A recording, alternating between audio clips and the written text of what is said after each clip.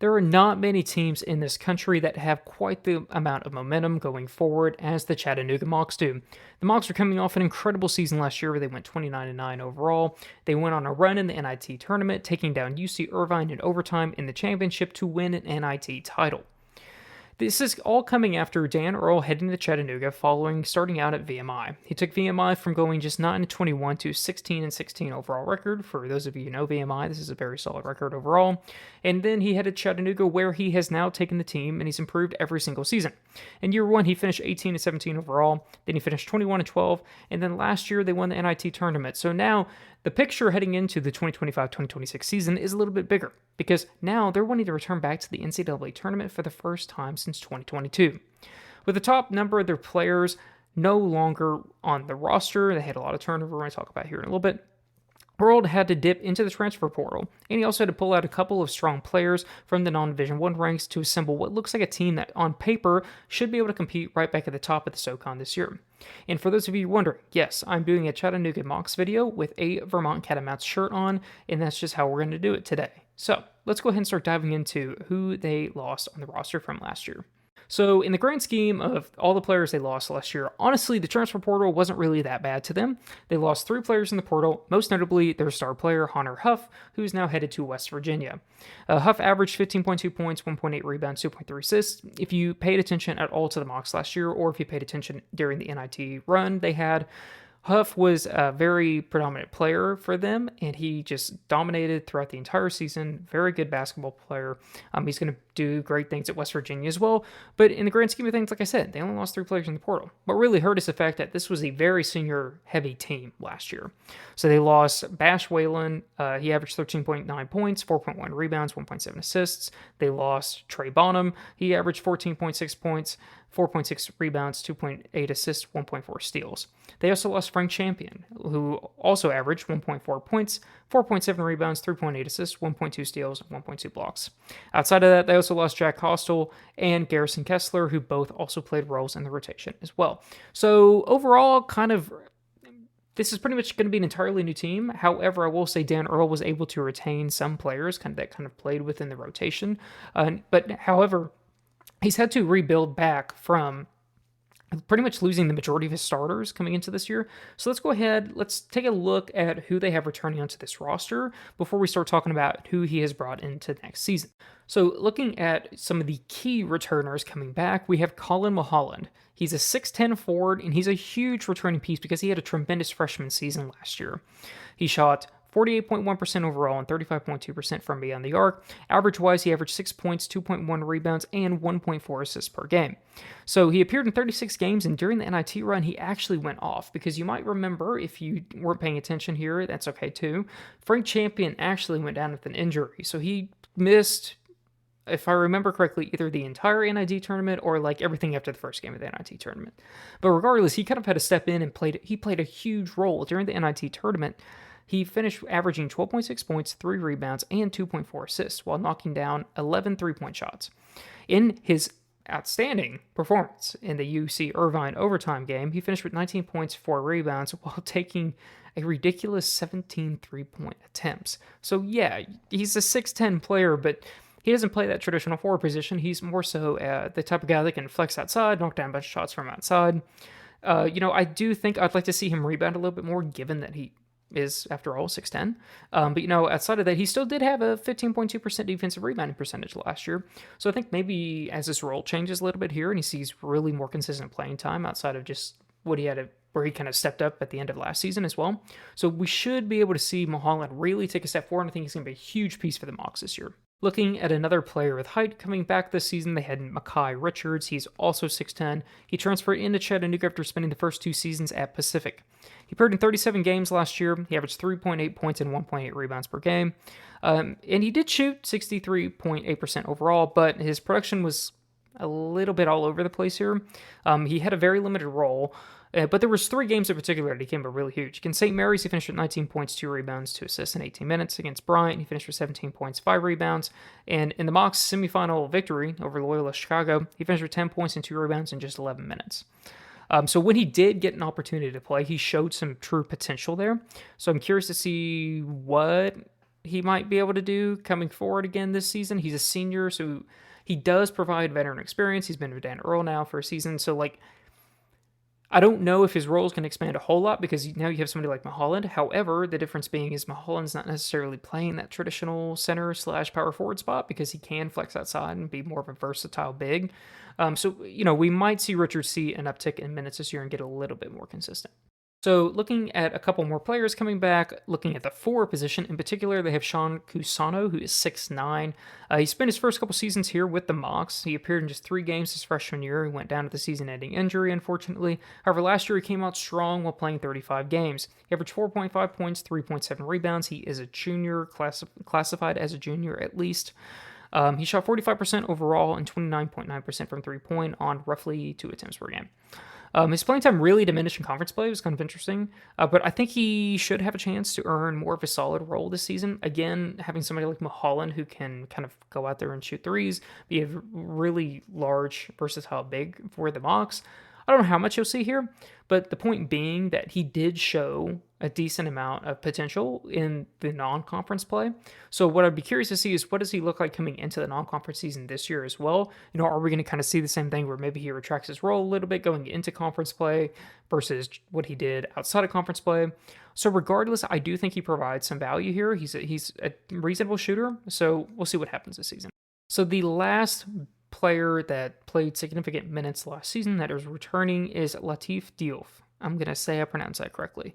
He's also 6'9" forward. He's out of the Netherlands. He had a really strong freshman season. Like this kid a lot. Freshman year, he averaged 3.1 points, 2.6 rebounds, and 1 assist per game. And this was all doing this while averaging less than 10 minutes per game. He's averaging about 9.9, so you can round up and just say 10 minutes per game, but he appeared in 31 games. He shot 44.4% overall from the floor. Not a three-point shooter. Nope. Shot 8.3% from beyond the arc. Now, given it was just 12 attempts, but, probably not really going to be a three-point shooter. You got somebody like Mulholland. But anyway, regardless, so there's plenty of room for him to grow offensively. His rebounding is prolific. He finished with a 19.6% defensive rebounding percentage and a 12.1% offensive rebounding percentage during their run to the NIT Tournament. NIT title game. He finished with 7 rebounds in just 12 minutes against Bradley and 5 rebounds in just 13 minutes against Loyola Chicago. So I think that if he can develop a little bit more offensively, kind of become more consistent, especially look inside, you can imagine a lineup with maybe Mulholland, who ironically is actually an inch taller, and then you have Latif coming in as well. You kind of can play those two at the same time or play going against each other there because Latif can play more of what I would call the traditional center, even though he's an inch shorter, and then Mulholland can play more of a versatile 4 with a little bit of exercise at 6'10". Kind of a good combo there. I'm really, really, really interested to see what he can do offensively this season because rebounding, he's already prolific. So with an expanded role and more opportunities, and I'm sure some development that he most definitely put in over the offseason, he could become kind of a surprise piece for that a lot of people aren't talking about yet for the Mocs this season. I do want to call out they do have 4 walk-ons returning onto the roster. They have Ryan Lopez, Parker Robinson, Houston Holland, and Liam Vitters coming back. All of them, a lot of them actually did play some minutes, but it was mostly garbage time minutes at the end of the game, so you should be able to expect to see a similar amount of production, but always love to give the walk-ons a shout-out as well. All right, let's get into the meat of what everybody loves to find out about, and that is who's new on this roster coming into this season. One guy in particular that I love, actually, this was one of my favorite pickups of the mid-major ranks over the offseason, and that is Teddy Washington Jr. out of SEMO. He averaged 13.9 points, 5.4 rebounds, 2.5 assists, and 2 steals last year for SEMO. He spent 2 years in JUCO, and he spent a season at Texas A&M Corpus Christi, and then SEMO last year. During this time at SEMO, though, he really, really took off. He shot 38.6% overall, he took 13 attempts per game, and 28.9% from beyond the arc on 6.3 attempts per game. Not great shooting, but I'll get to that here in a second. He also racked up strong 2-point steals per game. He had a 3.5% steal percentage that was 92nd in the country last year. Okay, so getting back to the shooting percentage. SEMO finished 21-12 last year, and it was 202nd in KenPom. So it's not like Washington was the star player on a really bad Ohio Valley team. That was not the case here. So what I would like to see is him get more efficient with his shot selection. It's not uncommon that you have players at this level maybe get a little too confident because they are kind of that go-to guy in the offense and they're taking a lot of shots. With him being surrounded by more talent on a team that very well could be a top 100 KenPom team, I think you'll see his metrics recline a little bit in terms of maybe he's not averaging 14 points per game, but on the same side, hopefully he's shooting a little bit better than 30% from beyond the arc. Well, actually, he didn't even shoot 30% from beyond the arc. So my point being is that I think when you surround him with more players, I think he'll get better metrics-wise. Because offensively, he's a great scorer, excellent defender, no question about that whatsoever. So I'm curious to see what can he do. Can he become more consistent on the offensive end? I'm not looking for him to average 18 points a game. I'm cool with him averaging 12 to 14. I just want him to shoot better than 38% overall and better than 9% from beyond the arc. Continuing with the guards, they also have Brennan Watkins, who is a 6-foot guard coming in from North Dakota State. He averaged 6.3 points, 3.1 rebounds, and 2.9 assists per game last year. He spent his first 2 seasons with VMI, which included his star sophomore campaign. He averaged 15.1 points, 3 assists, 2.1 rebounds during that sophomore season. He then transferred to North Dakota State, where he took a step back, kind of to be expected. Again, he was kind of the star player on a VMI team. North Dakota State's been a very consistent mid-major team over the last decade or so.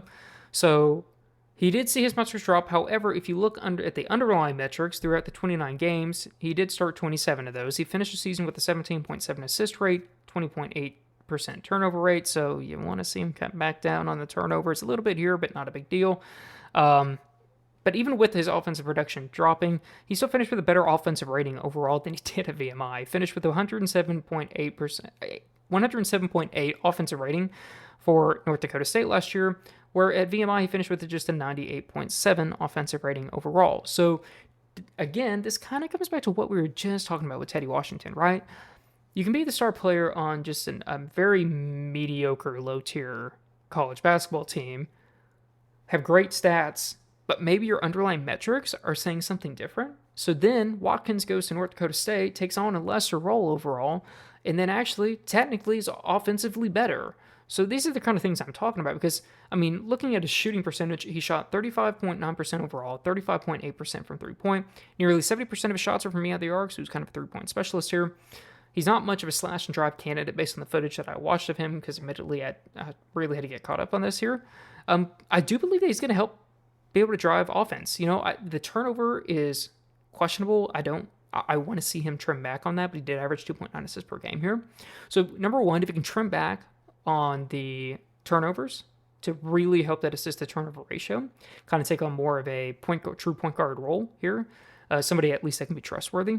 And then also maybe take another step forward, kind of find a meet in the middle there between what he did at VMI and what he did at North Dakota State. And I think he's going to have some players around him that kind of take that pressure off. So, you know, Watkins might only average 8 or 9 points per game here, but that's huge. 8 to 9 points per game, shooting 35+% from beyond the arc, where you're taking the majority of your shots and you're helping facilitate offense, could be a huge piece for the Mocs this season. All right, so we have a Division II transfer coming out of Pittsburgh State, and that is Jordan Frison, who's also 6 foot even. He was dominant last year at the Division II level. He averaged 18.4 points, 3.7 rebounds, and 6.1 assists per game. He shot 49.8% overall, 30.3% from beyond the arc. He averaged a nearly 2-to-1 assist to turnover ratio. I fully expect him to be a potential candidate to start at the point guard position on this team.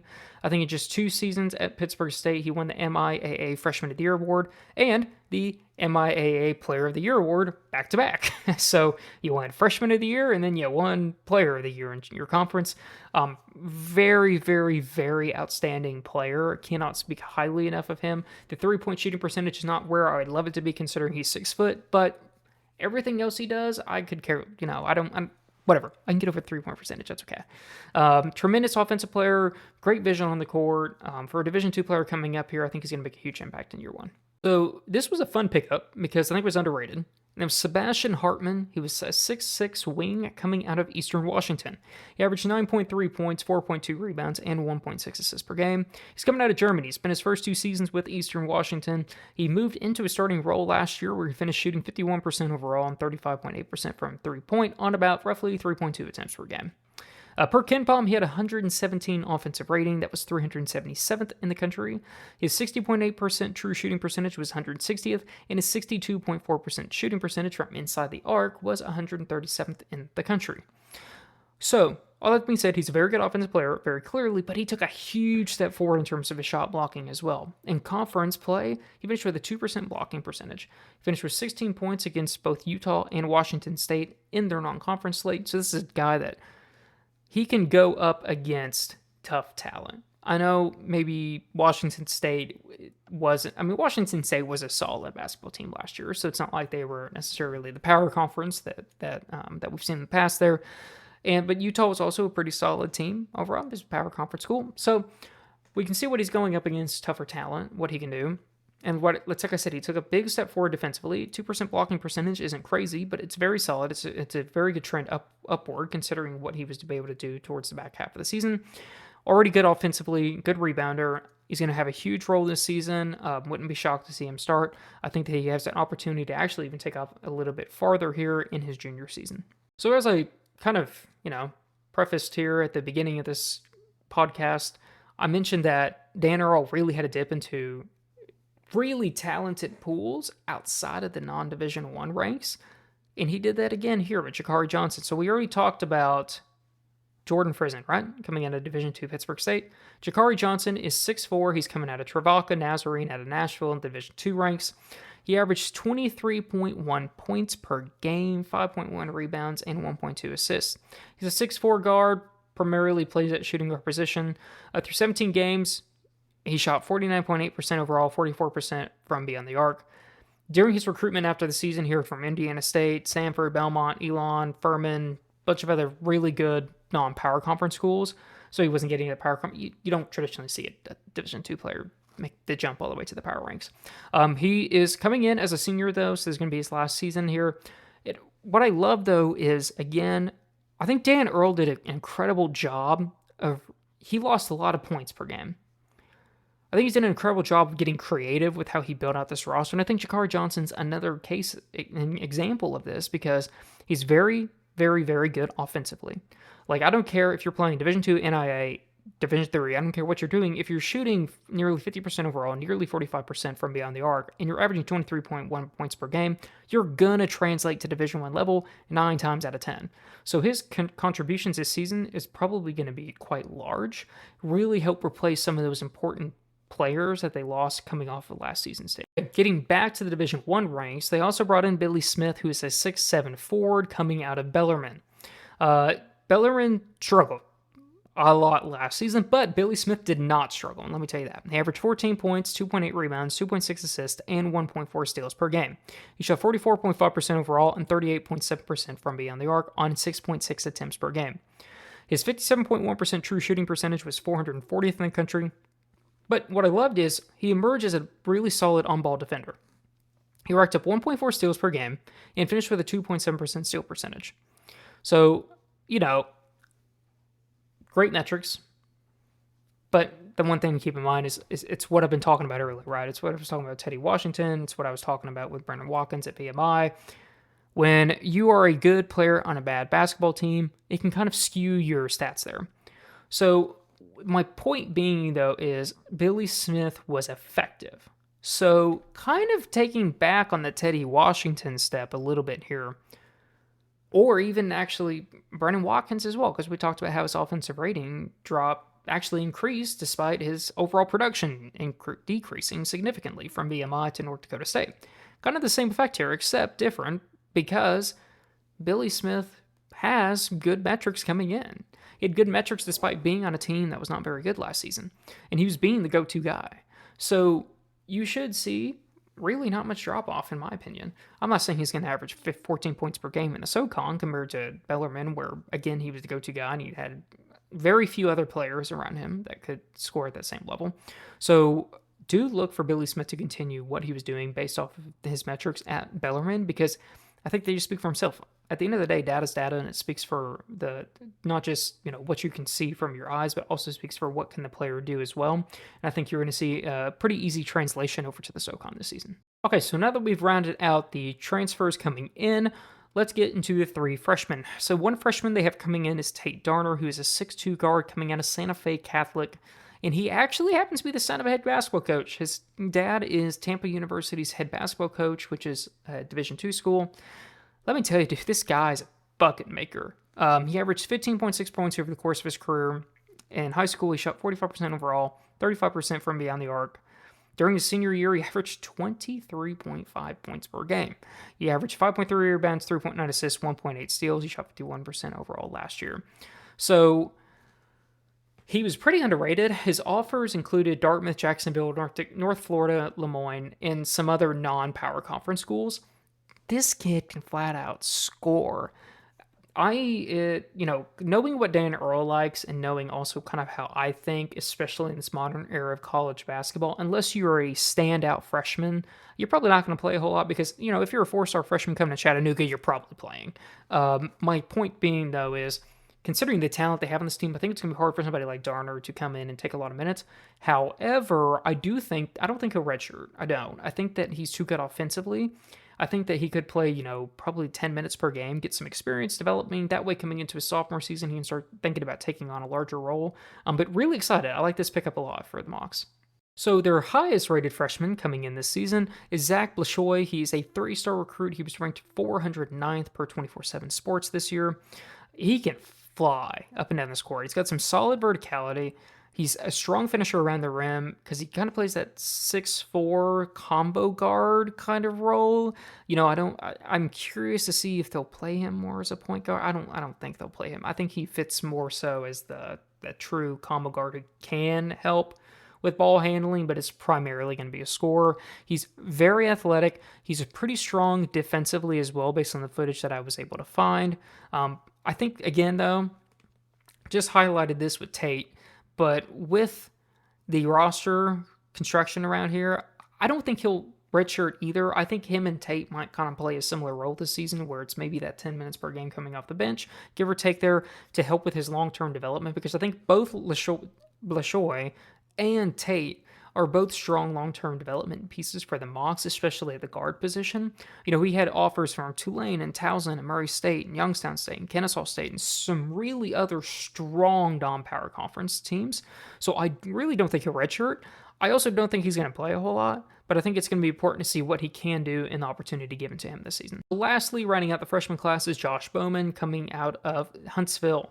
He's a 6'9" forward. He's yet another Division I recruit coming out of high school. They also recruited J.D. Gossett, who is going to Samford with Lenny Acuff. He'd originally committed to Lipscomb. So a couple guys coming out of here, out of Huntsville's high school here. He's got great size, though. Really allows him to finish some tough shots around the rim. He's really good defensively. It looks like he can really disrupt opponents. He's got some great length on the arms. He also seems something notably to me, especially when I'm watching freshmen, because number one, you don't know what kind of talent they're actually truly going up against here. But Huntsville's a very good school, from my understanding, in the high school ranks. But outside that, he has a really strong basketball IQ, at least from what I could tell. I noticed he can dish it off to his teammates. If he gets in trouble, he can dish it off if he's driving the offense, if he's trying to slash into the paint. He also really helps with ball movement. Truthfully, I don't see him cracking the rotation. I think he might be a redshirt candidate, given the fact that they have 4 6'9", 6'10" players coming back just from the roster last season. I could see him redshirting this year, but he had some great offers as well. He had UIC, Kennesaw State, Lipscomb, Murray State, and some other really strong non-power conference teams again. So look for him to be a really good long-term developmental piece here. Again, probably a redshirt candidate this season, if I had to guess. Okay, looking back at last year, and what made this team so fun was the fact that they were 44th best in offensive efficiency, 48th best in three-point percentage, 10th best in two-point percentage, 37th best in free throw percentage. They were a high octane, honestly about as high of an octane offense as you can possibly get in college basketball. They scored below 75 points just 5 times. However, things change, right? You lost Frank Champion, you lost Honor Huff, you lost Trey Bonham, and you lost Bash Weiland. They're all gone. However, Dan Earl did an incredible job replacing a lot of those minutes per game coming into this year compared to last year. So let's take a look here at maybe what a potential starting rotation could look like here. So this is just based purely off my speculation, but I would say Jordan Frison could be your starting point guard. At the shooting guard position, you have Teddy Washington Jr. and Bailey Smith. Small forward position, you have Bailey Smith and Sebastian Hartman. At power forward, you have Sean Cusano, and then at the center position, you have Collin Mulholland. Ton of options. I think you could probably piece together 5 different starting rotations, genuinely. And all of them could be true coming into the first game of the season, coming up here in the next few weeks. But with that being said, though, I wouldn't be shocked if there's a lot of movement at the beginning of the year as Dan Earl's kind of piecing together, if he hasn't been able to piece together what he truly wants in the exhibition games and practice coming in up into the beginning of the year. At point guard, though, he doesn't have a lot of Division I experience, but I think that with his experience at Pittsburgh State, you average 6.1 assists per game, man. I don't care if it's Division II, it's Division III. If you average 6.1 assists, he averaged a nearly 2 to 1 assist to turnover ratio. I think he's a no-brainer coming in off that, because then coming off the bench, you can have Jordan Frison, who I highlighted already, kind of had some turnover troubles, but he's got really good Division I experience off that. So I could also argue that you swap one of those two out there. However, personally, I don't know how you can pass up the offensive capability that Frison has and the ability to facilitate offense that he has. So I don't, I find it hard to believe that he wouldn't be in the starting lineup here. Looking at that shooting guard and small forward position, you might have noted that I listed Billy Smith twice, and that's because I think you could fit him in either one of those spots overall. Teddy Washington, I kind of highlighted that maybe the shooting percentage wasn't necessarily there last season. So you could run with Billy Smith at the shooting guard position, bring in Sebastian Hartman, who's a little bit better defensively. So, however, though, I don't foresee that happening. If I'm being honest, what I would see happening here is start Teddy Washington Jr. at the shooting guard position, then start Billy Smith at the small forward position. Because then you have a ridiculous starting lineup. Let's exclude other stats. Let's just look at points per game from last season between those three positions, point guard and a small forward. Teddy Washington averaged 3.9 points, so you'd have that at shooting guard. Billy Smith averaged 14 points, you'd have that at small forward. And Jordan Frison averaged 18.4 points, you'd have that at point guard. That's three insane stat lines. They are not including the fact that Teddy Washington is a great on-ball defender. You're not counting for the fact that Frison is a great playmaker. You're not counting for the fact that Billy Smith is also a strong on-ball defender.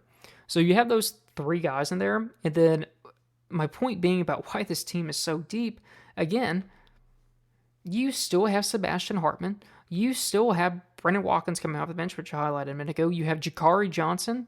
You're not even counting with the guys that's coming back. I mean, that is a significantly strong lineup up and down the court. And I think that in terms of this guard play, you can kind of go a little bit here or there. Again, you still have Sebastian Hartman, who should be seeing 20 plus minutes per game here. I don't know if I've seen a deeper guard roster in any of the previews that I've done this offseason. If you've been following Bracket Busters in my newsletter, I truly don't. The offensive capability of this team is significantly high. So moving on from the guards, because we spent quite a bit of time here talking about the guards, looking at the 4 and 5 spots, I think it's a little bit more clear. You got to start Collin Mulholland. He dominated the NIT, played really well towards the end of the season. He's not a traditional center. That's okay. You can move him and kind of be a flexible 4. I really do want to see him get better defensively. He's 6'10". I think he's just got to get better. I love his offensive production. He's incredible. I want to see him rebound a little bit better. I'd like to see him kind of get better at blocking shots as well if he can. He's just, at the end of the day, though, he's too good offensively to keep out of the starting lineup. I think you got Sean Cusano, who, again, he averaged 4.5 points, 3.7 rebounds, got some solid experience, plays a little bit more of that traditional spot, even though he's only 6'8", 6'9". I think he can help out Mulholland on the defensive end as well, especially cleaning up boards. And offensively, he's still pretty solid as well. So, I think you got those two in there in terms of what I would classify as locks. Coming off the bench, then, you would have Mekhi Richards, who, again, has some experience with the team. He's a senior. He's averaged 3.8 points, 1.8 rebounds. And, I think that him and Latif, who had a strong freshman season and plays really, really definitely a traditional big man spot. So despite being 6'9"-ish, 6'8"-ish, I think that they can kind of take on the defensive kind of pieces that are missing when Mulholland's in there. So you kind of can piece those together a little bit. Mulholland's a lock. I could see an argument to start, maybe somebody else over Sean. I just like the Sean combination with Mulholland a little bit better, because then let's think about this whole entire secondary of this deep team. You'd have Mekhi Richards. You would have Latif coming in off the bench in terms of your big men. You would then have Sebastian Hartman and Jikari Johnson and Brendan Watkins. That's like an entire starting rotation on another team in college basketball.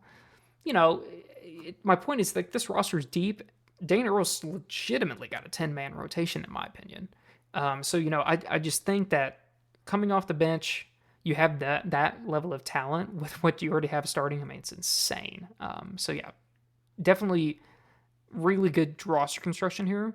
Up and down the lineup, I highlighted the guards a lot. I do love the forwards a lot because what he was able to do was just kept the talent he had. He didn't have to go into the portal to find big men for this one. So I will say, though, regarding that, my largest concern is the significant lack of experience from players with height. I have a lot of faith in Collin Mulholland. He needs to get better. He's not your traditional 6'10 center. He needs to really step it up defensively. Highlighted this multiple times now with that throughout this video. But outside that, Latif hasn't played an expanded role. Makai Richards hasn't really played an expanded role. And you have Sean Cusano, who did have the second best blocking percentage behind Makai Richards, but he's more of an offensive threat. So, it's kind of tough because I got a feeling they're just going to get ate alive. And, that's okay, though, because it's worth noting, in my opinion, this was the same situation they were in last year, and they won 29 games and won the NIT tournament. They finished with the 44th best offensive efficiency last year, but they finished with the 227th best defensive efficiency. It's just not part of Dan Earl's game, and that's totally okay. I think it's worthwhile, though. I have to call this out because when you're looking at it, you're like, oh, God, who are they playing? Like, what's going to happen when it's the dog days at the conference in the SoCon, So, my point being, I think it's a risk. I do think, though, it's going to be the same thing you saw last year. I think you're going to see a very identical, massive split between the offensive and defensive efficiencies by the end of the season. I think what could help is somebody like Mulholland really stepping up and being able to play a little bit better defensively. But, we'll still see. Overall, I love the makeup of this team. You lost Honor Huff, you lost Trey Bonham, you lost Bash Weiland, you lost Frank Champion. However, they replaced them with an immense amount of talent, in my opinion, that could be a 10-man rotation plus. I don't see how they are not winning the SoCon this season. I think there's some other great teams in the SoCon, don't get me wrong, but I think that they should by far be the preseason favorites coming into this season. I think they could easily win 25-plus games again, and if they win... The problem with the SoCon is it's a one-bid league. It will hardly ever... it's going to take a rarity. It's going to take like the OVC of Belmont and Murray State to ever get back to a two-bid league. So with that being said, Chattanooga has a very good chance that last season, I think if they'd made the tournament, I know there's a lot of complaints about the tournament not being a lot of Cinderella stories, not being a lot of upsets in the first round. I think Chattanooga could have probably upset somebody. That's how good of a team they had. Honestly, though, winning the NIT is still a very impressive feat going on and doing what they did there throughout that entire run. However, coming into this season, those expectations were getting beyond making the NCAA tournament, and this roster's got the potential to do it. This roster's got the potential to be a first-round upset in the NCAA tournament. I'm not afraid to call my shot on October 6th here that I think the Chattanooga Mocs are going to be one of the most dangerous non-power conference schools this season. Always, I want to thank you guys for watching and tuning in to this episode of Bracket Busters Podcast. We are getting closer and closer and closer to the NCAA college basketball season starting, and I appreciate that you are trying to gauge up and get locked in with knowing the best non-power conference schools this season. So if you haven't yet, go ahead and head to bracketbusterhoops.com and subscribe to our newsletter. We're sending out weekly and sometimes bi-weekly newsletters. Right now, we're covering all types of different schools in terms of their roster previews like we just discussed today. Coming into the season, we're going to be doing some great weekly content as well. We're going to be doing riser and fallers. We're going to be doing recaps and all kinds of other great stuff that we have planned out here. So again, if you haven't yet, head to bracketbusterhoops.com, subscribe to our Substack, and also hit the subscribe button down here on YouTube if you're following along on YouTube. I'd love to see you all a little bit on here as well. And until next time, thank you for watching.